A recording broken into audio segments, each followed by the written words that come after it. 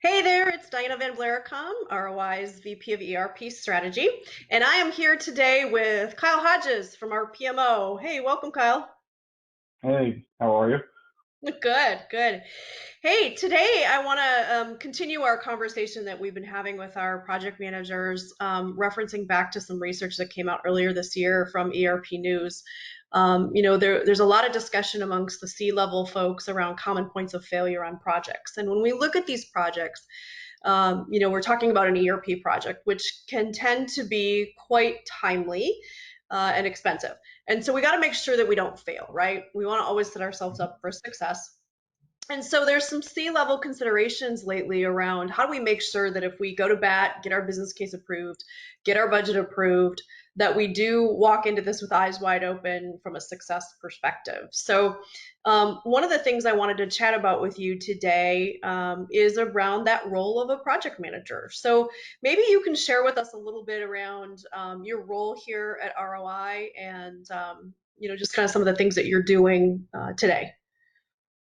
Sure. So again, thanks for having me on and a chance to kind of talk through the importance of project management. I might be a bit biased, Yeah. as you mentioned, right? Work with our PMO team, and then I'm active in direct day-to-day project management.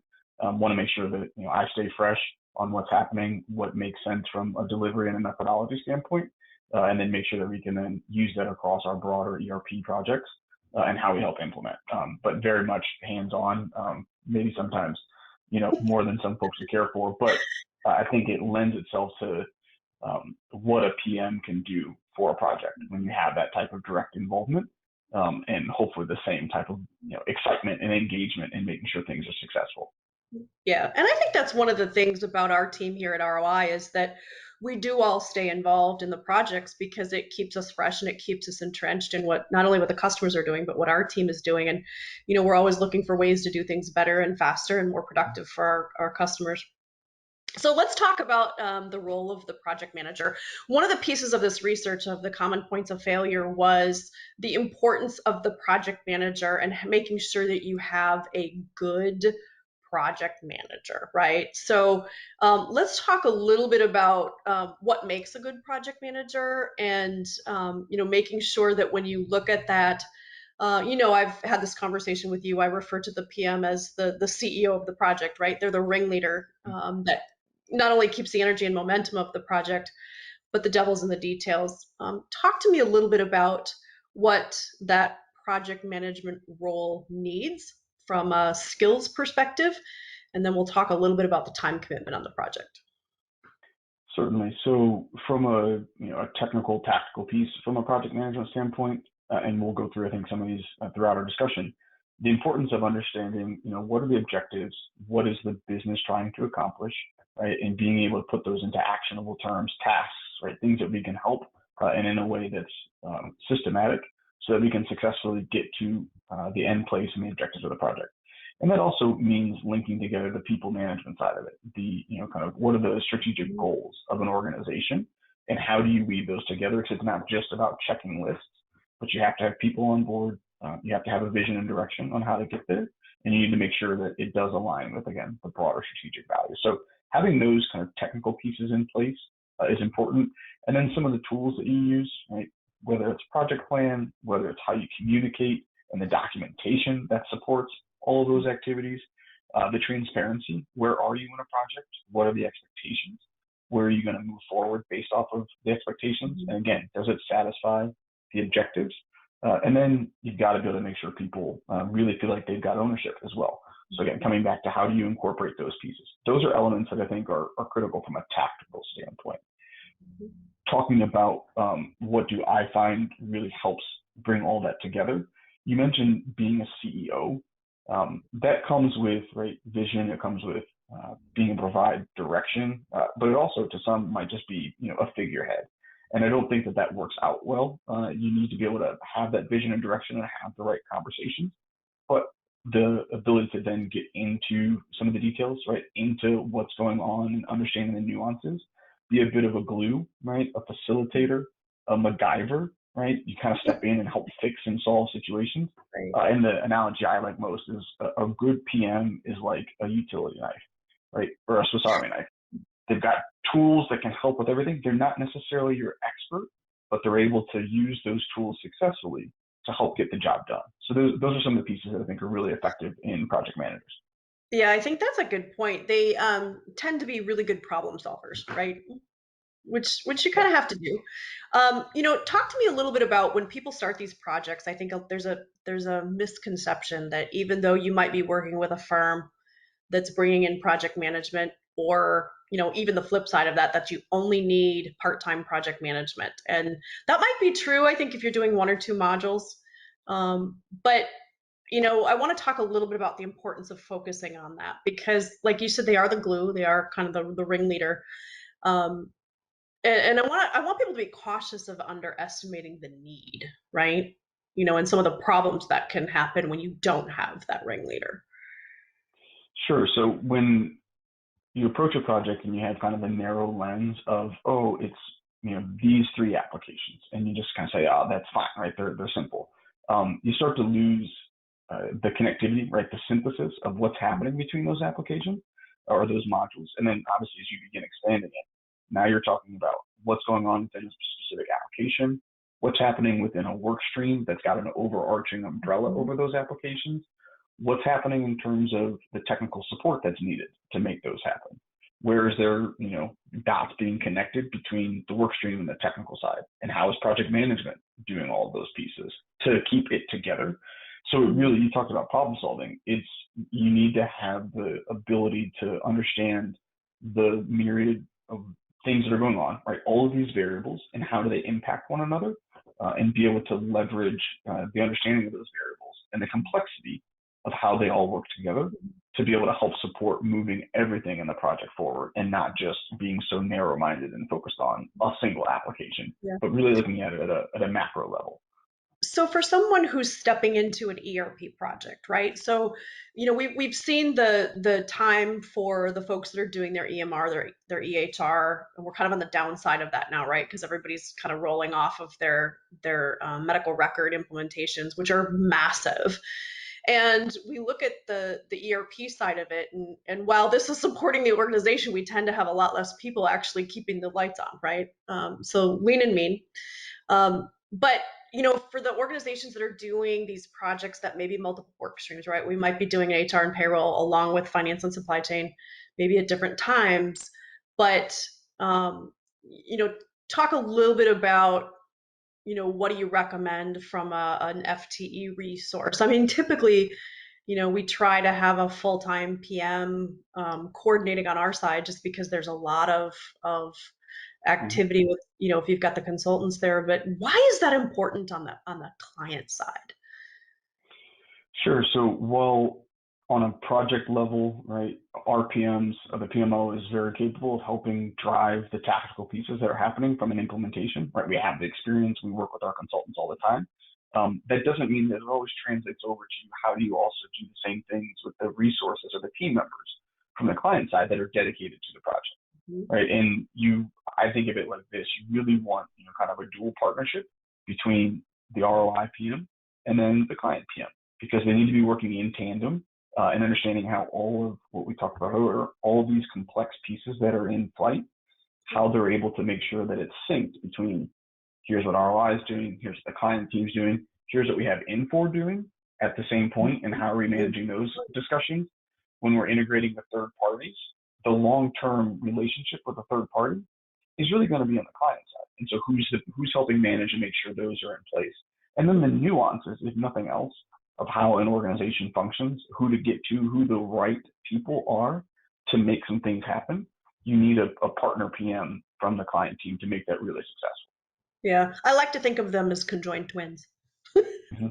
They need to be Yeah, joined in. when it works out well, you should talk to your kind of partner PM in my mind as much as you're talking internally, because you need to have the kind of the connectivity between Right. all of the teams to move it forward. Text message, phone calls, scheduled calls, email, whatever the appropriate communication method is.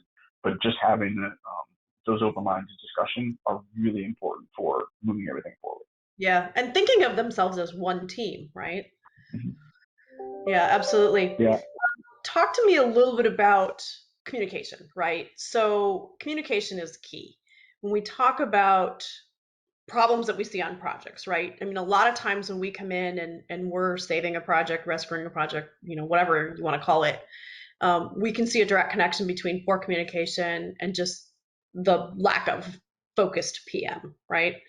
And I think it comes down to a couple of things. The communication is typically lacking, documentation, tracking, right? You guys have to be very detail oriented.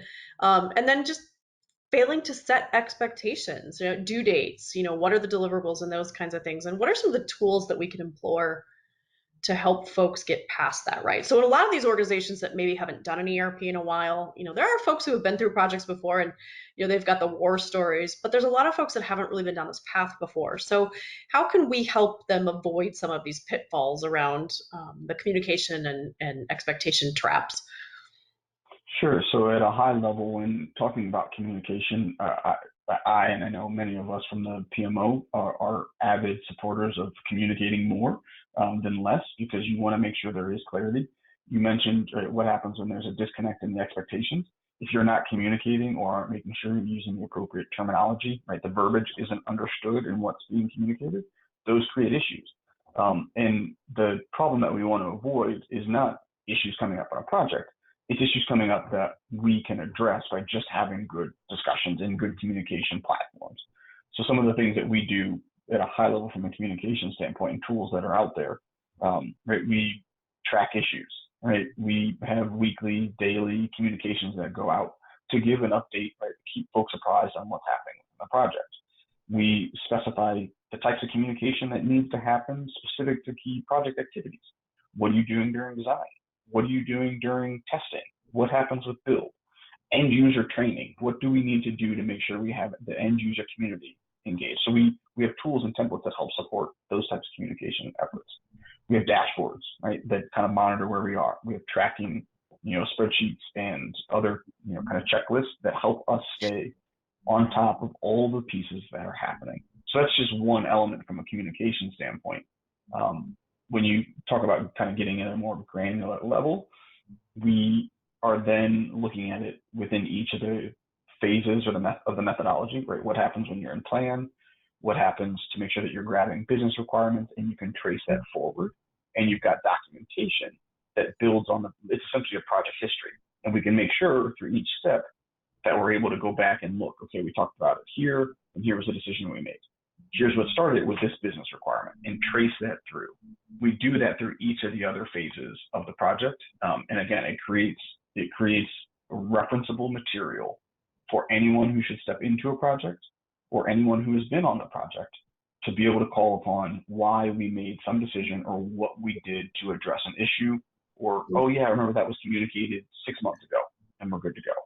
Yeah, that's important too, because a lot of times we'll say, well, why did we make that decision? Or even 6 months, a year after go live, why did we make that decision? And sometimes our business looks very different over the course of a year. I mean, look what happened, in 2020. So things can change pretty rapidly, and we want to make sure that we can tie to the business requirements that we had, and then the organization would know how to adjust, right? So when we talk about finding a firm that is going to help you on this journey, if we call it the journey of ERP, being able to really have a firm that has templates and tools and comes forward with, that documentation discipline, I think is really what it is.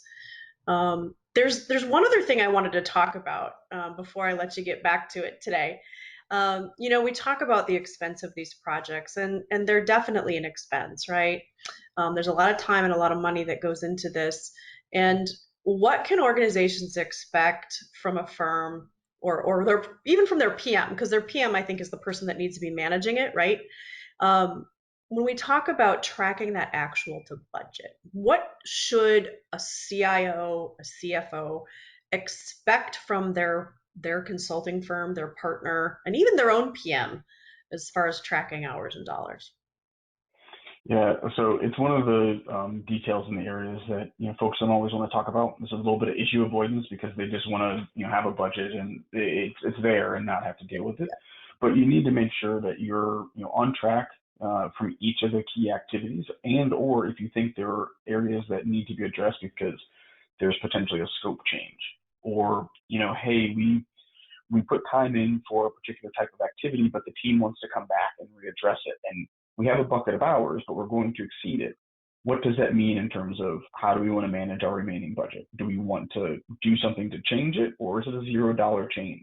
You can't have constructive and productive discussions about that if you're not tracking and not in regular communication about, here's the hours that we've used, here are the expenses because we've traveled, here's what we're expecting as a run rate in terms of where we are in the project. And if we're concerned or have risks, let's be very transparent about it so we can talk, what are our mitigation steps to address, or do we feel comfortable that we've got enough run rate and enough kind of duration in the project that we can account for that without having to go back to the well. So they should expect their PMs to be asking those types of questions, getting regular reporting on it, if nothing less than bi-weekly, to make sure there's that transparency. And then the supporting documentation that we talked about earlier with our communication.